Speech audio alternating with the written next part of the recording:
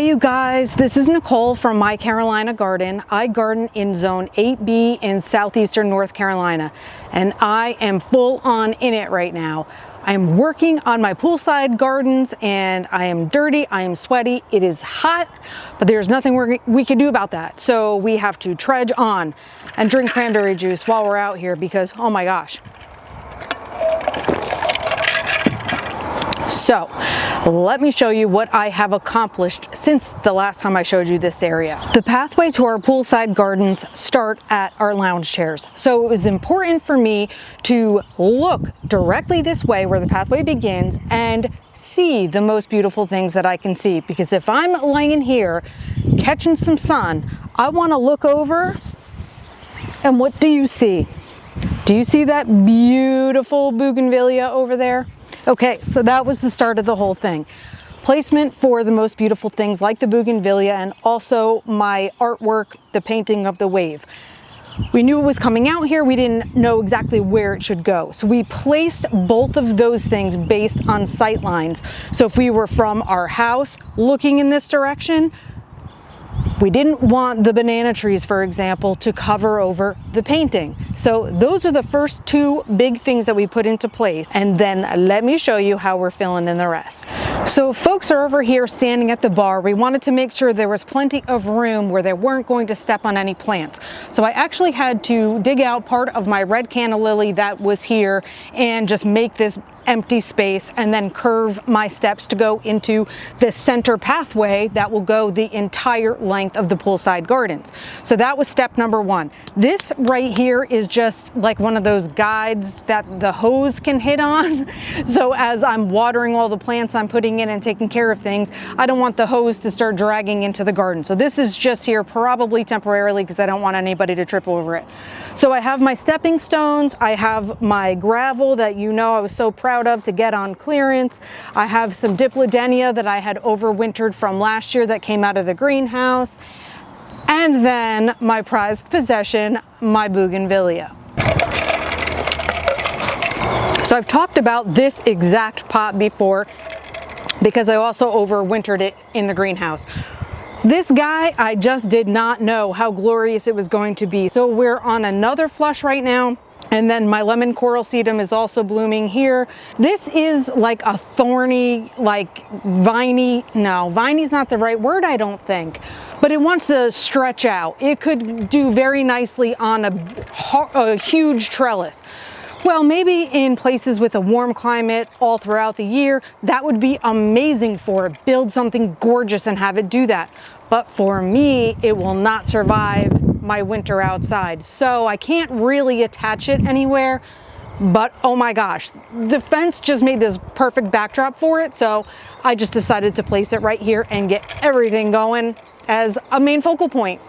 So from the bougainvillea on, I think we basically decided, this is my husband and I, that we were going to keep the gravel here and use the stepping stones here, and then that's it. I think we are just going to have a mulch path for now, so that will incorporate both of the flower beds that we're making along the fence line and along the pool, and just have mulch down the middle.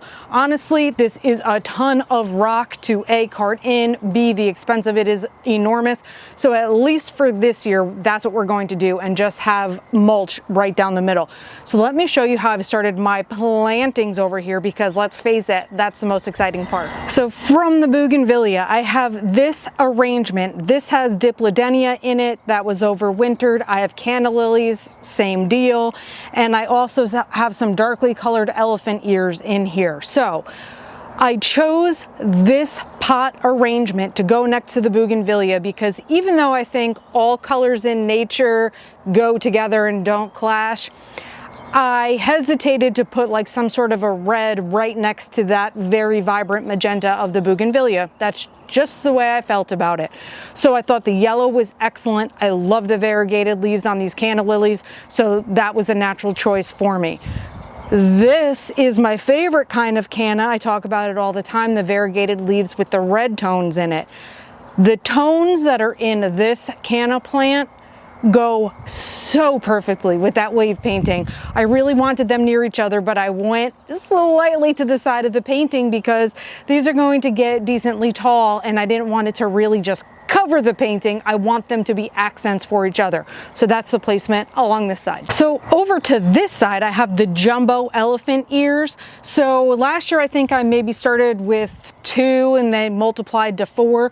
This year I had even more than that. So I dug out a piece of the jumbo elephant ears and put them along the back fence line over there so I can spread the love.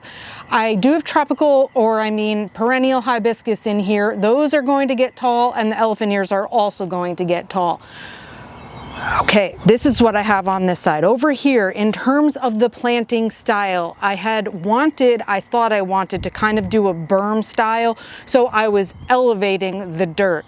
Well, hubby says, don't do that because we don't want the dirt to just wash back onto the fence and rot the fence. However, what I kind of had to settle on was like a no dig planting style. I couldn't dig too far into the ground anyway because I have the line of Leland cypress on my back fence and all the roots are in here, so I didn't want to mess up those roots. So I am putting all of my plantings up higher, just not fully up berm style, maybe as tall as I would have gone otherwise. So that's what I've settled in on. So far here, beside the canna lilies, these are just baby golden sword yuccas. And when I say baby, I mean the golden sword yucca is usually too like sharp to even touch. It pokes you and it actually really hurts. So these are just babies that I had separated from a mama plant here, and they just look kind of cute and wispy. So they're going to add some evergreen interest to this area, whereas like the cannas will die back in the winter. I have a totally different style yucca right over here in the poolside garden, so I'm actually going to take one of those babies and put it right here. So it's going to be just a solid green yucca next to this variegated one. This happens to be it right here. This is the green yucca. So this is the main plant that I have, and the baby pup that has grown off the side is here. So I'm going to separate that, put it where I just showed you. This is my oleander tree. Now you can see I have lots of, I can't remember what the term is when all the babies are growing at the bottom. Sucklings, saplings, it's not saplings. Well, anyway, what I am doing with this is I am cutting them off. And what I have begun to do is as I snip the cuttings, I am putting them into the powdery rooting hormone and then putting them into a perlite and soil mixture so that they can hopefully root. So I have a lot more cuttings to do like that. And I'll be honest with you, I have never propagated oleander myself, but supposedly it propagates and roots very easily from cuttings alone. You can also apparently root oleander cuttings in water, but I am not going to do that. That is something I like to do over the winter for sure. I root a lot of things in water, but I'm not going to do that this time because what happens is things root into water and the roots become familiar with that watery base. So you have to be so careful as you're transplanting the rooted cuttings into soil to make sure they never dry out, etc. Well, I'm gonna tell you, it is so hot and just sunny and everything here in North Carolina in the summer. I don't feel comfortable making sure that I'm keeping those cuttings alive in that way. As it is, these cuttings are going to be in a protected area where they're not in full sun and not in this blazing heat the same way. So, simply using my clippers, which are clean, I am just snipping off the end.